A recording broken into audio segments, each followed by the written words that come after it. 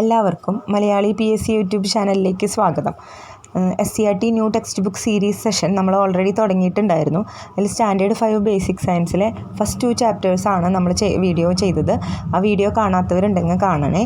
അതുപോലെ വീഡിയോ ഇഷ്ടമാവുകയാണെന്ന് വെച്ച് കഴിഞ്ഞാൽ നിങ്ങളുടെ ഫ്രണ്ട്സിനും എല്ലാവർക്കും ഷെയർ ചെയ്യുക, സബ്സ്ക്രൈബ് ചെയ്യുക, അങ്ങനെ സപ്പോർട്ട് ചെയ്യണേ. ഇന്ന് നമ്മൾ നോക്കാൻ പോകുന്നത് 3rd and 4th ചാപ്റ്റേഴ്സ് ആയിട്ടുള്ള ജലം നിത്യജീവിതത്തിൽ, ജീവനുള്ള വിത്തുകൾ എന്നിവയാണ്. ഈ 2 ചാപ്റ്റേഴ്സ് നമ്മൾ PSC പഠിക്കുന്ന ഉദ്യോഗാർത്ഥികൾക്ക് അത്ര ഡീപ്പായിട്ട് നോക്കി പോകേണ്ട കാര്യമില്ല, എന്നുവെച്ചാൽ ഫുള്ളായിട്ട് അവോയ്ഡ് ചെയ്യാനും പറ്റില്ല. അപ്പോൾ അതുകൊണ്ട് അതിലെ പ്രധാനപ്പെട്ട പോർഷൻസ് എടുത്തിട്ട് നോട്ടാക്കിയിട്ടാണ് നമ്മൾ ഡിസ്കസ് ചെയ്യാൻ പോകുന്നത്. അപ്പോൾ എന്തായാലും ക്ലാസ്സിലേക്ക് കടക്കാം. ജലം നിത്യജീവിതത്തിൽ. അപ്പോൾ ഈ ചാപ്റ്ററിലെ പ്രധാന കൺസെപ്റ്റുകൾ എന്ന് പറയുന്നത് ജലത്തിൻ്റെ അടിസ്ഥാന സവിശേഷതകൾ, ജലത്തിൽ ലയിക്കുന്ന വസ്തുക്കൾ ഏതെല്ലാം, ജലത്തിൽ ലയിക്കാത്ത വസ്തുക്കൾ ഏതെല്ലാം, ലീനം, ലായകം, ലായനി, അതുപോലെ തന്നെ ജലത്തിന് എന്തുകൊണ്ട് സാർവിക ലായകം എന്നറിയപ്പെടുന്നു, ലയനവേഗത്തെ സ്വാധീനിക്കുന്ന ഘടകങ്ങൾ ഏതെല്ലാം, അതുപോലെ തന്നെ ബാഷ്പീകരണം എന്താണ്. ഇത്രയാണ് ഈ ചാപ്റ്ററിലെ പ്രധാന വസ്തുതകൾ. അപ്പോൾ നമുക്ക് സ്റ്റാർട്ട് ചെയ്യാം. ജലം അടിസ്ഥാന സവിശേഷതകൾ.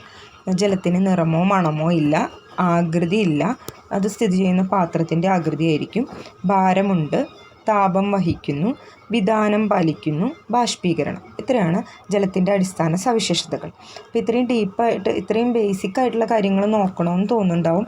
പക്ഷേ ഇത്രയും നോക്കണം, കാരണം നമ്മൾ എക്സാം ഹാളിൽ ഇരിക്കുമ്പോൾ സ്റ്റേറ്റ്മെൻറ്റ് ക്വസ്റ്റ്യൻസിൻ്റെ ഇടയിൽ ഇത്രയും ബേസിക് കാര്യങ്ങൾ വരുമ്പോൾ നമ്മൾക്ക് പെട്ടെന്ന് കൺഫ്യൂഷൻ ഉണ്ടാവാനുള്ള ചാൻസ് ഉണ്ട്. അതുകൊണ്ട് ബേസിക് തന്നെ ഇത്രയും ബേസിക്കൊക്കെ നോക്കി പോവാം. ഇനി ജലത്തിൽ ലയിക്കുന്ന വസ്തുക്കൾ ഏതെല്ലാമാണ്? പഞ്ചസാര, വിനാഗിരി, അപ്പക്കാരം, സോപ്പ് പൊടി, ഇതെല്ലാം ജലത്തിൽ ലയിക്കുന്ന വസ്തുക്കളാണ്. ജലത്തിൽ ലയിക്കാത്ത വസ്തുക്കൾ മണ്ണെണ്ണ, വെളിച്ചെണ്ണ, മെഴുക്, കർപ്പൂരം ഇവയെല്ലാമാണ്. ജലത്തിൽ ലയിക്കുന്ന വസ്തുക്കൾ പഞ്ചസാര, വിനാഗിരി, അപ്പക്കാരം, സോപ്പ് പൊടി എന്നിവയാണ്. ലയിക്കാത്ത വസ്തുക്കൾ മണ്ണെണ്ണ, വെളിച്ചെണ്ണ, മെഴുക്, കർപ്പൂരം എന്നിവയാണ്. ഇനി നമുക്ക് 3 കൺസെപ്റ്റുകൾ പഠിക്കാനുണ്ട്. ലീനം, ലായകം, ലായനി. അപ്പോൾ ലീനം എന്നാൽ ലയിച്ചു ചേരുന്ന വസ്തുവിനെ ലീനം എന്ന് പറയുന്നു. ലായകം എന്നാൽ ലീനം എന്തിലാണോ ചേരുന്നത് അതിനെ ലായകം എന്ന് വിളിക്കുന്നു. ലായനി ലീനം ലായകത്തിൽ ലയിച്ചുണ്ടാകുന്നതാണ് ലായനി. അപ്പോൾ നമ്മളൊരു ഉദാഹരണം പറഞ്ഞു കഴിഞ്ഞാൽ ഈ കൺസെപ്റ്റ് നമുക്ക് പെട്ടെന്ന് മനസ്സിലാകും. പഞ്ചസാര ലായനി. പഞ്ചസാര വെള്ളത്തിൽ കലക്കി ഉണ്ടാക്കുന്നതാണ് പഞ്ചസാര ലായനി. അതിൽ ലീനം അല്ലെങ്കിൽ സൊല്യൂട്ട്, അത് പഞ്ചസാരയാണ്. ഏറ്റവും കുറച്ച് എമൗണ്ട് ചേർക്കുന്നതാണ് ലീനം. ഇനി ഏതിലാണോ ലീനം ലയിക്കുന്നത് അതിനാണ് ലായകം എന്ന് പറയുന്നത്. ലായകം കൂടിയ എമൗണ്ടിലാവും ഉണ്ടാവുക. ഇനി ലായനി എന്ന് പറയുന്നത് ലീനവും ലായകവും കൂടി ലയിച്ചുണ്ടാകുന്നതാണ് ലായനി. അപ്പോൾ അതിന് സൊല്യൂഷൻ എന്ന് പറയുന്നു. ലീനം സൊല്യൂട്ട്, ലായകം സോൾവെൻറ്റ്, ലായനി സൊല്യൂഷൻ. ഇനി എന്താണ് സാർവിക ലായകം? സാർവിക ലായകം എന്ന് പറഞ്ഞാൽ ജലത്തിന് ഒട്ടുമിക്ക സബ്സ്റ്റൻസുകളെയും ലയിപ്പിക്കാനുള്ള കഴിവുണ്ട്. അപ്പോൾ അതുകൊണ്ട് സാർവിക ലായകം എന്ന് പറയുന്നു. ഉദാഹരണത്തിന് കുറച്ച് ലായനികളുടെ പേര് കൊടുത്തിട്ടുണ്ട്. പഞ്ചസാര ലായനി, സോഡ, തുരിശ് ലായനി. ഇവയിലെല്ലാം ലായകം ജലമാണ്. നമുക്കറിയാം സോഡ എന്ന് പറയുന്നത് കാർബൺ ഡൈ ഓക്സൈഡും ജലവും ചേർത്തുണ്ടാക്കുന്ന ഒരു ലായനിയാണ്. അതിൽ ജലം ലായകമായിട്ട് ഉപയോഗിക്കുന്നു. അതുപോലെ തന്നെ തുരിശ് ലായനിയിലും ജലം ലായകമായിട്ട് ഉപയോഗിക്കുന്നു. അങ്ങനെ ഒട്ടുമിക്ക നിരവധി വസ്തുക്കളെ ലയിപ്പിക്കാൻ കഴിവ് ജലത്തിനുണ്ട്. അതിനാലാണ് അതിനെ സാർവിക ലായകം എന്ന് പറയുന്നത്. ഇനി ലയനവേഗത്തെ സ്വാധീനിക്കുന്ന ഘടകങ്ങൾ. എന്താണ് ലയനവേഗത്തെ സ്വാധീനിക്കുന്ന ഘടകങ്ങൾ ഏതെല്ലാമാണ്? പ്രതല വിസ്തീർണം, താപനില. പ്രതല വിസ്തീർണം എന്നാൽ സർഫേസ് ഏരിയ. അപ്പോൾ പൊടിച്ചു ചേർക്കുമ്പോൾ ഏതൊരു വസ്തുവിൻ്റെയും പ്രതല വിസ്തീർണം കൂടുന്നു. അതുവഴി കൂട്ടിമുട്ടലുകൾ, കൊളിഷൻസ് കൂടുന്നു. ഇങ്ങനെ കൊളിഷൻസ് കൂടുമ്പോൾ ലയനവേഗം കൂടുന്നു. അതുപോലെ തന്നെ താപനില കൂടുമ്പോഴും ലയനവേഗം കൂടുകയാണ് ചെയ്യുന്നത്. ഇനി നെക്സ്റ്റ് പോയിൻ്റാണ് ബാഷ്പീകരണം. ഒരു ദ്രാവകത്തിൻ്റെ ഉപരിതലത്തിൽ നിന്ന് ചെറിയ കണങ്ങൾ ചുറ്റുപാടിലേക്ക് വ്യാപിക്കുന്നതിനെ ബാഷ്പീകരണം എന്ന് പറയുന്നു. ഉദാഹരണത്തിന് നമ്മൾ അയയിൽ വസ്ത്രങ്ങളൊക്കെ ഉണക്കാനിട്ട് കഴിഞ്ഞാൽ അതിൽ നിന്ന് ജലം എങ്ങനെ വലിഞ്ഞു പോകുന്നതെന്ന് നമുക്കൊരു സംശയം വരാം. അതിന് കാരണം ബാഷ്പീകരണമാണ്. അപ്പോൾ ഒരു ദ്രാവകത്തിൻ്റെ ഉപരിതലത്തിൽ നിന്ന് ചെറിയ കണങ്ങൾ ചുറ്റുപാടിലേക്ക് വ്യാപിക്കുന്നതിനെയാണ് ബാഷ്പീകരണം എന്ന് പറയുന്നത്. ഇനി ഖരം, ദ്രാവകം, വാതകം എന്നീ 3 അവസ്ഥകളിലും കാണപ്പെടുന്ന ഒരേ ഒരു പദാർത്ഥം ജലമാണ്. അപ്പോൾ ഇത്രയാണ് ഈ ചാപ്റ്ററിൽ പഠിക്കാനുള്ള ഇമ്പോർട്ടൻറ്റ് പോയിൻറ്റ്സ് എന്ന് പറയുന്നത്. നോട്ട് തയ്യാറാക്കി പഠിക്കുക എല്ലാവരും. ജീവനുള്ള വിത്തുകൾ. അപ്പോൾ വിത്ത് മുളയ്ക്കുന്നതിന് ആവശ്യമായിട്ടുള്ള ഘടകങ്ങൾ, അതിനാവശ്യമില്ലാത്ത ഘടകങ്ങൾ, ചെടിക്ക് വളരാൻ ആവശ്യമായ ഘടകങ്ങൾ, ബീജമൂലം, ബീജശീർഷം, ബീജപത്രം തുടങ്ങിയ കൺസെപ്റ്റുകൾ. അതുപോലെ തന്നെ വിത്ത് വിതരണം പല രീതിയിൽ നടക്കുന്നുണ്ട്, അവ ഏതെല്ലാം.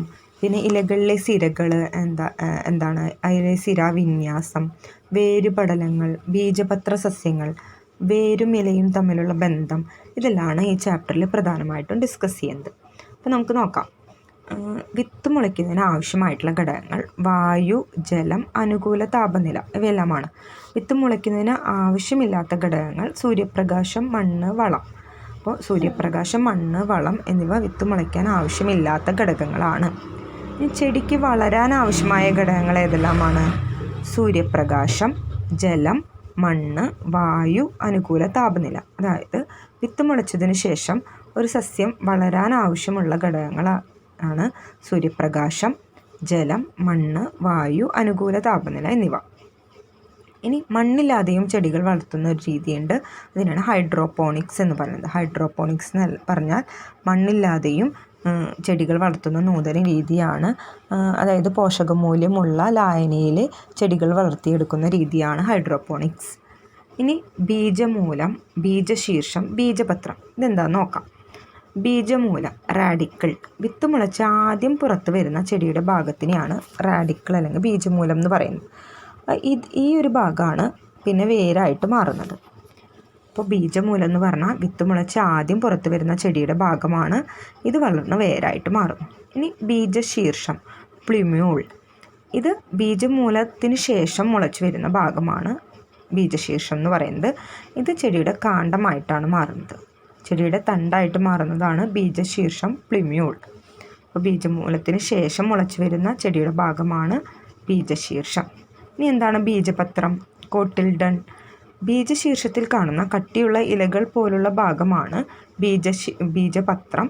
ഈ ബീജപത്രത്തിലാണ് വിത്ത് മുളച്ച് ഇലകളുണ്ടായി പ്രകാശ സംശ്ലേഷണം നടക്കുന്നത് വരെ ചെടികൾക്ക് വേണ്ട ആഹാരം ലഭിക്കുന്നത്. ആഹാരം ശേഖരിച്ചു വെച്ചിരിക്കുന്നത് ബീജപത്രത്തിലാണ്. ഒരു ബീജപത്രം മാത്രമുള്ള സസ്യങ്ങളെ ഏകബീജപത്ര സസ്യങ്ങൾ എന്ന് വിളിക്കുന്നു. 2 ബീജപത്രമുള്ള സസ്യങ്ങളെ ദ്വിബീജപത്ര സസ്യങ്ങൾ എന്ന് വിളിക്കുന്നു. ഉദാഹരണം നോക്കാം. ഏകബീജപത്ര സസ്യങ്ങൾ നെല്ല്, തെങ്ങ്, കവുങ്ങ്, ഗോതമ്പ്, ചോളം, തിന ഇവയെല്ലാമാണ്. ഏകബീജപത്ര സസ്യങ്ങൾ ഏതെല്ലാമാണ്? നെല്ല്, തെങ്ങ്, കവുങ്ങ്, ഗോതമ്പ്, ചോളം, തിന. ദ്വിബീജപത്ര സസ്യങ്ങൾ ഏതെല്ലാം?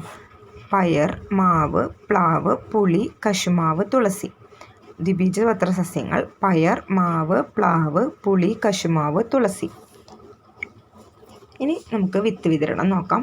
വിത്ത് വിതരണം പല രീതിയിൽ നടക്കുന്നുണ്ട്. കാറ്റിലൂടെ, പൊട്ടിത്തെറിച്ച്, ജലത്തിലൂടെ, ജന്തുക്കൾ വഴി. അപ്പോൾ ഏതിനും വിത്തുകളിലാണ് ഈ ഓരോ രീതി നടക്കുന്നത് നോക്കാം. കാറ്റിലൂടെ നടക്കുന്നത് അപ്പൂപ്പൻ താടി, മഹാഗണി, പൈൻ മരം എന്നിവയിലാണ് ഈ വിത്തുകൾക്ക് ഭാരം താരതമ്യേന കുറവായിരിക്കും. അതുകൊണ്ടാണ് വിത്ത് വിതരണം കാറ്റിലൂടെ നടക്കുന്നത്. ഇനി വിത്ത് വിതരണം പൊട്ടിത്തെറിച്ച്, എക്സ്പ്ലോഷൻ വഴി.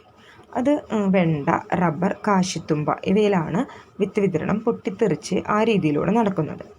ഇനി വിത്ത് വിതരണം ജലത്തിലൂടെ, തേങ്ങ, കണ്ടൽ, താമര ഇവയിലെല്ലാം വിത്ത് വിതരണം ജലത്തിലൂടെയാണ് നടക്കുന്നത്. വിത്ത് വിതരണം ജന്തുക്കൾ വഴി, പേരയ്ക്ക, മാമ്പഴം ഇവയിലെല്ലാം വിത്ത് വിതരണം ജന്തുക്കൾ വഴിയാണ് നടക്കുന്നത്. ഇനി അടുത്തൊരു ടോപ്പിക്ക് ഇലകളിലെ സിരകൾ എന്താണെന്നാണ്. സിരകൾ വഴിയാണ് ഇലയിലേക്ക് ജലം എത്തിക്കുന്നതും ഇലയിൽ നിന്ന് ആഹാരം കൊണ്ടുപോകുന്നതും. അപ്പോൾ സിരകളിൽ 2 തരം വിന്യാസമാണ് കാണാൻ കഴിയുന്നത്. ഒന്ന് ജാലിക സിരാവിന്യാസം, പിന്നൊരെണ്ണം സമാന്തര സിരാവിന്യാസം. അപ്പോൾ ജാലിക സിരാവിന്യാസം റെറ്റിക്കുലേറ്റ് വെനേഷൻ, സമാന്തര സിരാവിന്യാസം പാരലൽ വെനേഷൻ. ഇനി വേരുപടലങ്ങൾ എന്താണെന്ന് നോക്കാം. തായ്വേര് പടലം, ടാപ്പ് റൂട്ട് സിസ്റ്റം. അതായത് ഒരു പ്രധാന വേരിൽ നിന്ന് ചെറിയ ചെറിയ വേരുകൾ പോകുന്നതിനെയാണ് തായ്വേര് പടലം എന്ന് പറയുന്നത്. ഇനി നാരുവേര് പടലം, ഫൈബ്രസ് റൂട്ട് സിസ്റ്റം. കാണ്ഡത്തിൽ നിന്ന് തന്നെ നാരുകൾ പോലുള്ള വേര് കാണുന്നതിനെയാണ് ഫൈബ്രസ് റൂട്ട് സിസ്റ്റം എന്ന് പറയുന്നത്, നാരുവേര് പടലം. ഇനി ബീജപത്ര സസ്യങ്ങൾ. ഒരു ബീജപത്രം മാത്രമുള്ളവയെ ഏകബീജപത്ര സസ്യങ്ങൾ എന്നും, മോണോകോട്സ്. രണ്ട് ബീജപത്രങ്ങളുള്ളവയെ ദ്വിബീജപത്ര സസ്യങ്ങൾ അല്ലെങ്കിൽ ഡൈക്കോട്ട് പ്ലാന്റ്സ് എന്ന് പറയുന്നു. അപ്പോൾ ഇത്രയാണ് പ്രധാനമായിട്ട് പറയുന്നത്. ഇനി ഇവ തമ്മിലുള്ള ബന്ധം നോക്കാം. അതായത് സിരാവിന്യാസവും വേരുപടലങ്ങളും ബീജപത്ര സസ്യങ്ങളും തമ്മിലുള്ള ബന്ധം നോക്കാം. തായ്വേരുപടലം ജാലിക സിരാവിന്യാസം ദ്വിബീജപത്ര സസ്യം.